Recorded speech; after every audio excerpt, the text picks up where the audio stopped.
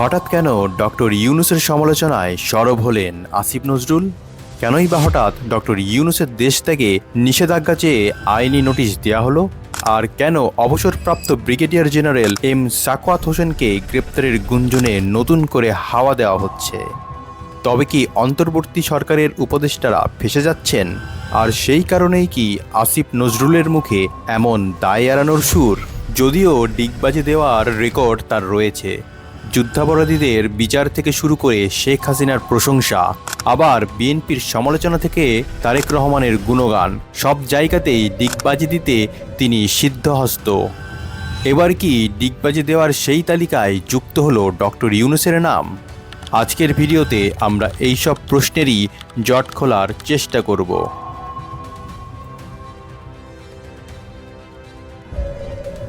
সম্প্রতি বিবিসি বাংলাকে দেয়া এক সাক্ষাৎকারে আসিফ নজরুল এমন কিছু কথা বলেছেন যা রাজনৈতিক মহলে রীতিমতো তোলপাড় সৃষ্টি করেছে।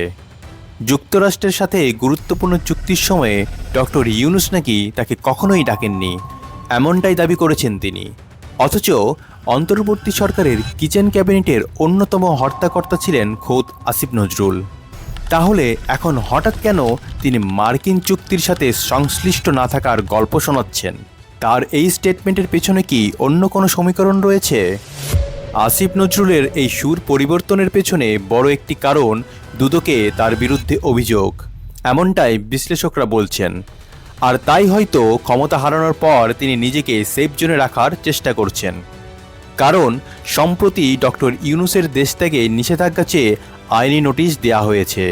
তার বিরুদ্ধে অভিযোগ উঠেছে আমেরিকাকে সরকারি ব্যবস্থাপনা থেকে সরিয়ে বেসরকারি খাতে দিয়েছেন তিনি। এই অভিযোগ অন্তর্বর্তী সরকারের কয়েকজন সাবেক উপদেষ্টাদেরও বেশ চাপে ফেলে দিয়েছে।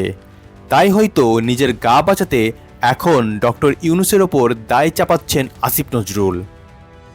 আসিফ নজরুলের পাশাপাশি সংকটে আছেন আরেক দাপটে সাবেক উপদেষ্টা ব্রিগেডিয়ার জেনারেল অবসরপ্রাপ্ত এম সাখাওয়াত হোসেন।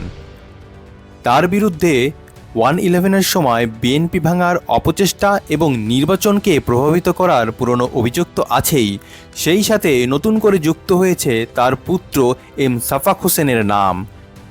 অভিযোগ উঠেছে চট্টগ্রাম সমুদ্র বন্দরে একচ্ছত্র প্রভাব খাটিয়ে তিনি অচলাবস্থা সৃষ্টি করেছিলেন।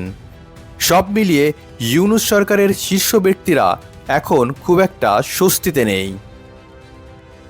যদিও বিবিসির সাক্ষাৎকারে আসিফ নজরুল মব জাস্টিস এবং ধানমন্ডি 32 নম্বরের বাড়ি ভাঙার বিষয়ে নিজের দায় কৌশলে এড়িয়ে গেছেন। সেখানে তিনি বলেছেন, এসব ঘটনা মোকাবেলায় যে ধরনের দৃঢ়তা দেখানোর দরকার ছিল, অন্তর্বর্তী সরকার তা দেখাতে ব্যর্থ হয়েছে। প্রশ্ন হলো, আইন উপদেষ্টা হিসেবে তিনি কি তাহলে ব্যর্থ হয়েছেন? আর এই ব্যর্থতার দায় অন্যের উপর চাপিয়ে দিলে কি পার পাওয়া যাবে? সেটা দেশের আইন ব্যবস্থা এবং জনগণ নির্ধারণ করবে, কারণ তাদের এই ব্যর্থতা দেশকে নতুন করে বিভক্ত করেছে। অন্তর্বর্তী সরকারের সময় বাংলাদেশ পুলিশ বাহিনীর মনোবল যেভাবে ভেঙে দেওয়া হয়েছে, আজও সেই পরিস্থিতি পুরোপুরি নিয়ন্ত্রণে আসেনি, এমনটাই অনেকে মনে করেন। তাহলে এখন প্রশ্ন, আসিফ নজরুলের এই অবস্থান পরিবর্তন কি স্রেফ আত্মরক্ষার কৌশল, নাকি অন্তর্বর্তী সরকারের থলের বেড়াল ধীরে ধীরে বেরিয়ে আসছে? জানান আপনার মতামত। ভিডিওটি ভালো লাগলে শেয়ার করুন, লাইক দিন, সম্ভব হলে চ্যানেলটি সাবস্ক্রাইব করুন। আর এতক্ষণ সঙ্গে থাকার জন্য ধন্যবাদ।